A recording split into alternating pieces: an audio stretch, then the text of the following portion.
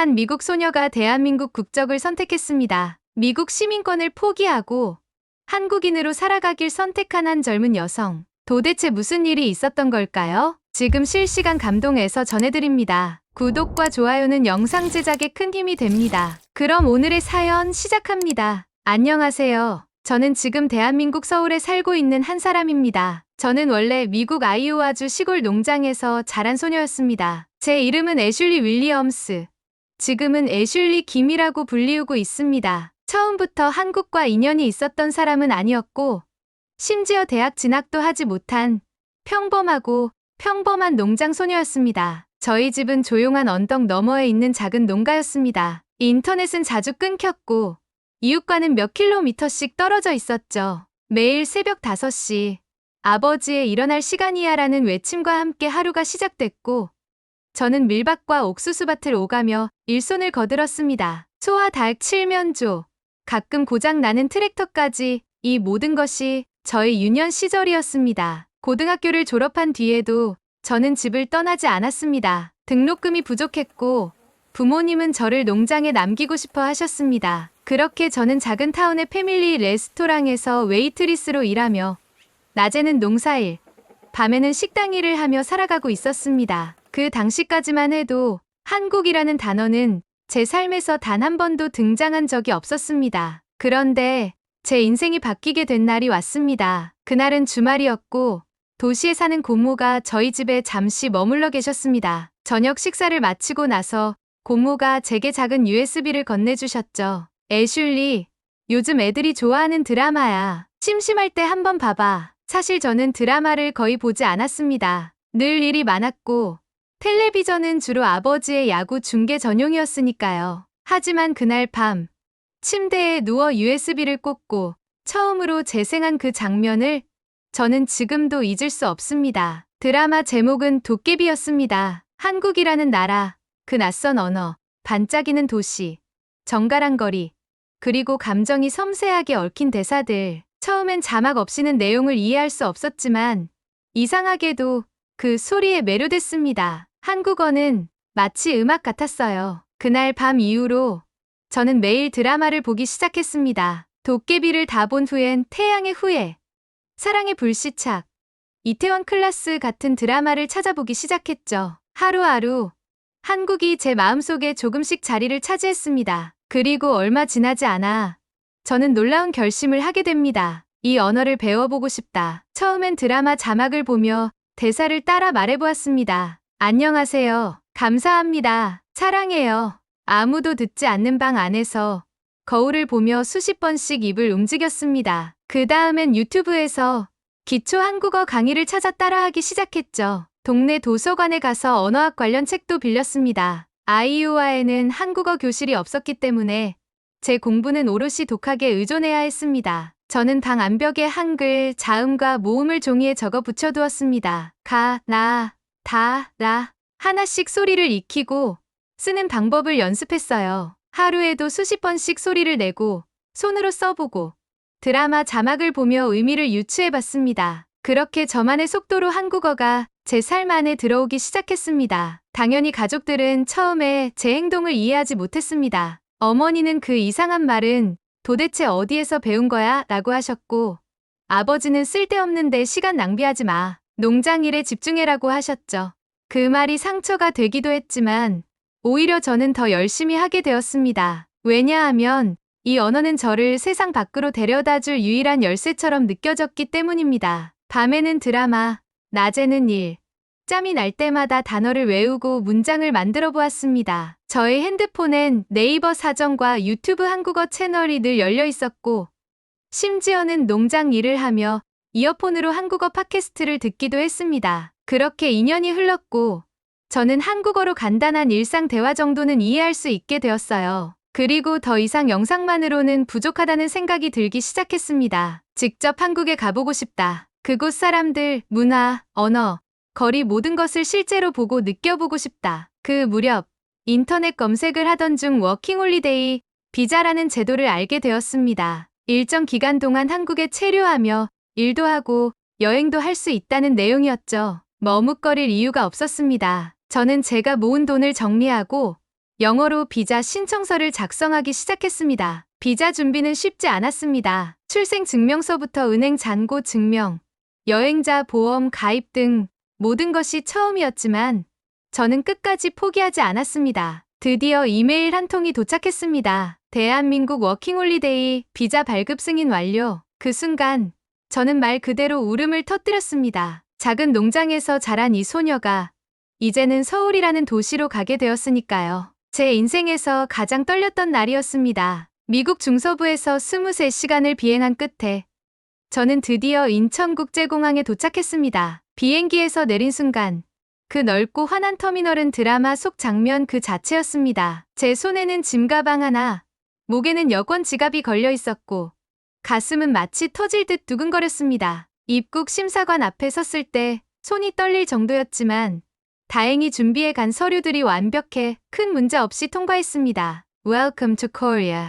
짧은 한마디였지만 제겐 마치 축복처럼 들렸습니다. 공항 철도를 타고 서울역으로 향했습니다. 차창 밖으로 펼쳐지는 도시는 제가 지금껏 살아온 세계와는 전혀 달랐습니다. 질서정연한 도로, 빠르게 지나가는 지하철, 어두워질수록 더 밝아지는 도시의 불빛들. 저는 그저 창밖을 보며 감탄을 거듭했습니다. 와, 여기가 진짜 한국이구나. 서울역에 도착했을 때 제 눈엔 눈물이 고였습니다. 도깨비 드라마에서 수없이 보았던 장소. 그 공간을 이제는 직접 걷고 있다는 사실이 믿기지 않았습니다. 숙소는 동작구의 작은 고시원이었습니다. 창문은 작았고 방은 2평 남짓했지만 제게는 왕궁처럼 느껴졌습니다. 이곳이 바로 시작점이야라고 다짐하며 짐을 풀었죠. 처음 일주일은 정신없이 지나갔습니다. 편의점에 들러 삼각김밥을 사보고 지하철을 타고 명동을 둘러보고 밤이 늦도록 도심을 거닐며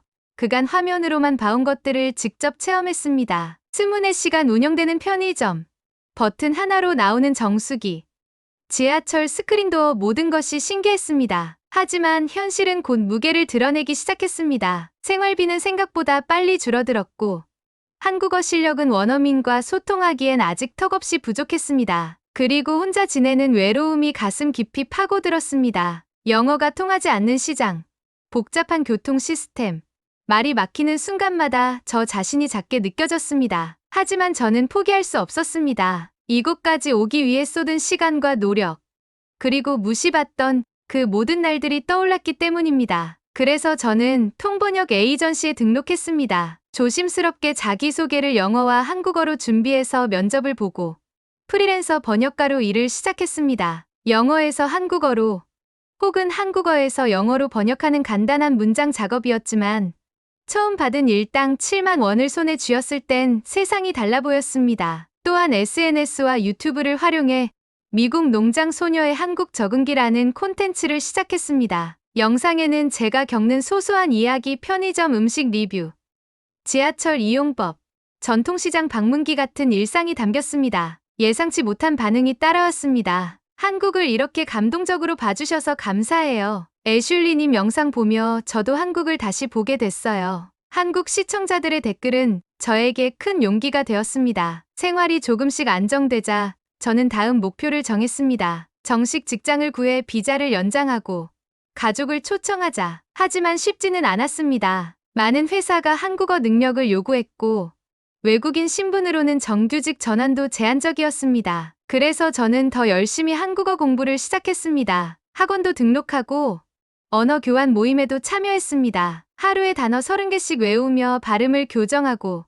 드라마를 한국어 자막으로 다시 보기 시작했죠. 그리고 마침내 한 교육 콘텐츠 회사에서 연락이 왔습니다. 외국인을 대상으로 한 한국어 학습 콘텐츠에 출연해 주실 수 있나요? 긴장 속에 촬영장에 갔고 저는 있는 그대로의 제 이야기를 들려드렸습니다. 저는 미국 시골에서 자랐어요. 우연히 한국 드라마를 보고 한국어를 배웠고 지금 이 자리에 있습니다. 이 영상이 공개된 후 반응은 폭발적이었습니다. 조회수는 100만을 넘겼고 방송국에서도 인터뷰 요청이 들어왔습니다. 어느새 저는 한국어의 진심인 미국인으로 알려지게 되었습니다. 저는 감사했고 또 겸손했습니다. 왜냐하면 제가 좋아서 시작한 일이 사람들에게 감동이 될 줄은 몰랐기 때문입니다. 그 즈음부터 저는 이 나라에 더 오래 머물고 싶다는 생각을 하게 됩니다. 아니, 그냥 오래 있는 것이 아니라 진짜 이 나라의 국민이 되고 싶다는 마음이 싹트기 시작했습니다. 한국에서의 생활이 어느 정도 자리를 잡기 시작하자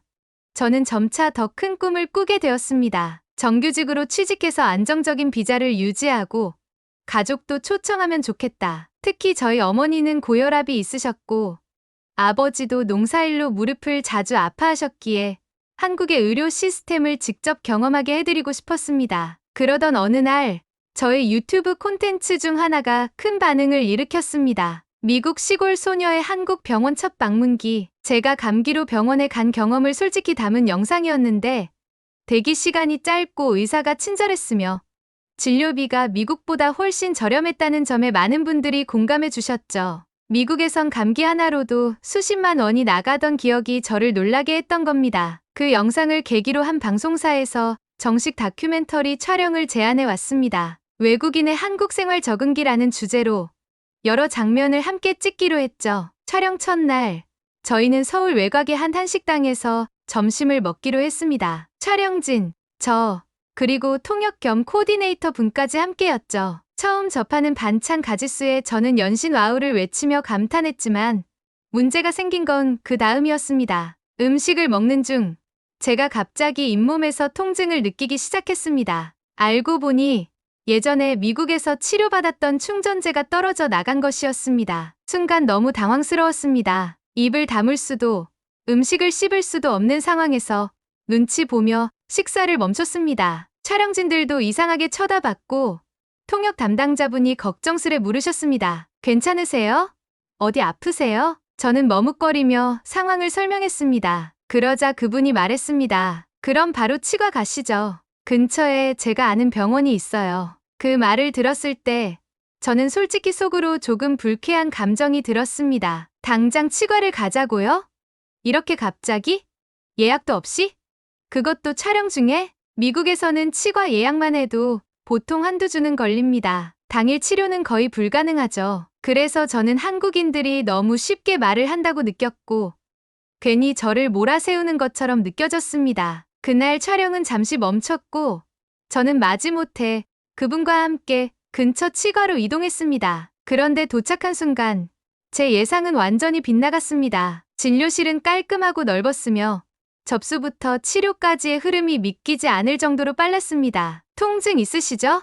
금방 봐드릴게요. 의사 선생님은 따뜻하게 말씀하시며 제 입안을 살폈고 정확한 문제를 찾아 곧바로 치료해 주셨습니다. 치료는 30분도 걸리지 않았고 비용도 7만 원 정도였습니다. 저는 눈물이 날 것 같았습니다. 이걸 왜 화냈을까? 왜 오해했을까? 진료를 마치고 병원을 나서면서 저는 그 코디분께 진심으로 사과를 드렸습니다. 죄송해요. 제가 괜한 오해를 했어요. 이런 병원을 미국에선 본 적이 없어서요. 그분은 웃으며 말했습니다. 처음엔 다들 그래요. 저도 외국에서 살다 와봤거든요. 한국이 생각보다 훨씬 더 체계적이죠. 그날 이후로 저는 한국을 다시 보기 시작했습니다. 무심코 지나쳤던 공공 와이파이, 정확하게 시간 맞춰 도착하는 버스, 무엇보다 위급 상황에 빠르게 대처하는 시스템과 사람들의 속 깊은 친절함까지 그동안 보지 못했던 것들이 이제는 눈에 들어오기 시작했습니다. 그리고 마음 깊은 곳에서 다짐하게 되었습니다. 이 나라에 진심으로 속해보고 싶다. 체류를 연장하겠다는 수준이 아니었습니다. 저는 귀화, 즉 대한민국 국적을 신청하고 이 땅의 국민으로 살아가겠다는 결심을 하게 된 것입니다. 귀화라는 단어는 저에게 낯설고도 무겁게 다가왔습니다. 미국에서 태어나 자란 저에게 미국 국적을 포기한다는 건 단지 여권 하나를 바꾸는 것이 아니라 정체성과 삶의 방향을 완전히 바꾸는 선택이었기 때문입니다. 하지만 저는 그 무게를 감당할 준비가 되어 있었습니다. 귀화를 준비하면서 가장 먼저 부딪힌 건 법적 절차의 복잡함이었습니다. 법무부 사이트를 열면 끝없이 펼쳐지는 서류 목록들 기본 증명서, 신원 조회서, 거주 기간 증명, 수입 증명, 그리고 한국어 능력 평가까지. 그 중에서도 가장 걱정되었던 건 한국어 면접이었습니다. 저는 그동안의 공부를 총동원해 준비했습니다. 오답 노트를 만들어 매일 복습하고 뉴스 기사를 분석하며 단어를 정리하고 면접 예상 질문에 대해 스스로 답변을 만들어 암기했습니다. 그리고 제 이야기를 한국어로 정확히 진심을 담아 전달할 수 있도록 연습하고 또 연습했습니다. 귀화 면접 당일, 저는 깔끔한 정장을 입고 법무부에 들어섰습니다. 심사관은 여러 질문을 하셨습니다. 한국에 온 이유가 뭡니까? 귀화를 원하는 이유는 무엇인가요? 한국 문화에서 좋아하는 점과 불편한 점을 말해보세요. 저는 땀이 날 만큼 긴장했지만 있는 그대로의 제 이야기를 드렸습니다. 저는 아이오와주의 시골 농장에서 자랐습니다. 우연히 한국 드라마를 접하고 한국어를 공부하게 되었고, 이 나라에서 저라는 사람이 처음으로 꿈을 꾸고 노력하고 이뤄낼 수 있다는 걸 알게 되었습니다. 그리고 마지막 질문. 당신은 왜 미국 시민권을 포기하고 대한민국 국민이 되려 합니까? 저는 천천히 그러나 확고하게 대답했습니다. 한국은 제가 태어난 곳은 아니지만 제가 성장한 곳입니다. 이 나라는 저에게 새로운 가족, 직업, 꿈을 주었습니다. 한국은 저에게 가능성이라는 단어를 처음 알려준 나라입니다. 그래서 저는 이 나라의 국민이 되고 싶습니다. 며칠 후, 저는 전자메일 한 통을 받았습니다. 귀화 허가 완료. 저는 소리 내어 울었습니다.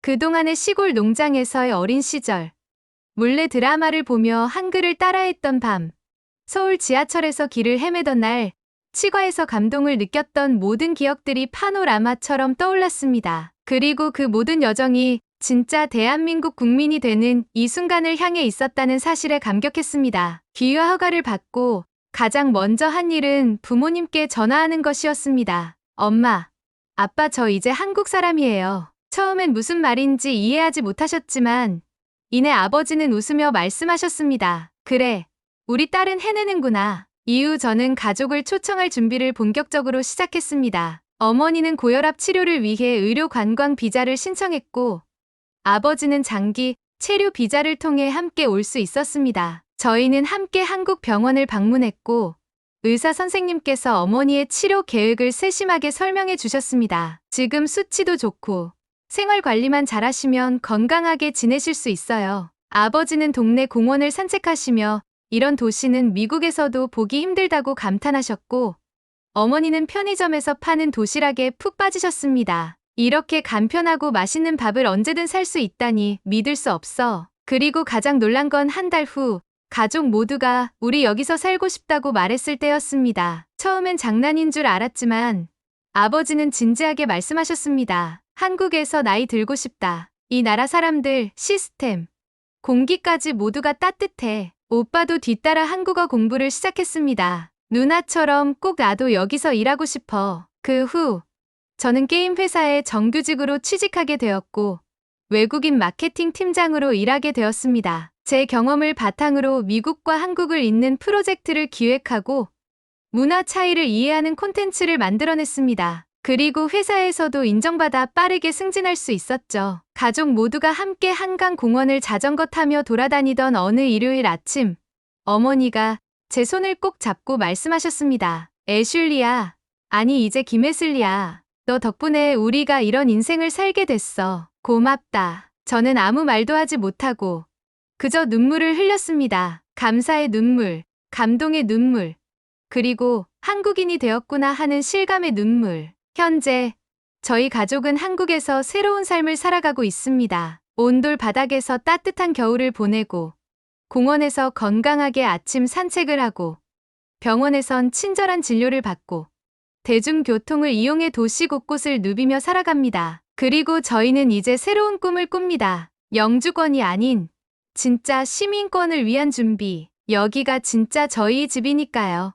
오늘의 사연 어떠셨나요? 미국 시골 밀밭에서 자란 한 소녀가 오직 한국어와 K-드라마에 대한 사랑 하나로 이번 나라까지 와서 결국에는 대한민국 국적을 선택하고 가족까지 함께 정착하게 된 이야기. 믿기 어려운 감동의 여정이었죠. 이 사연을 보며 다시 한번 느낍니다. 우리가 사는 이 대한민국이 누군가에게는 꿈이고 희망이며 인생을 바꿔주는 나라라는 사실을요. 우리가 당연하게 여겼던 것들이 누군가에겐 기적일 수 있습니다. 그만큼 자랑스럽고 소중한 나라, 바로 우리 대한민국입니다. 이 이야기처럼 따뜻하고 감동적인 한국의 이야기가 전 세계에 더 널리 퍼질 수 있도록 구독과 좋아요 꼭 부탁드립니다. 실시간 감동에서는 여러분과 함께 더 많은 감동 사연을 들려드리겠습니다. 감사합니다.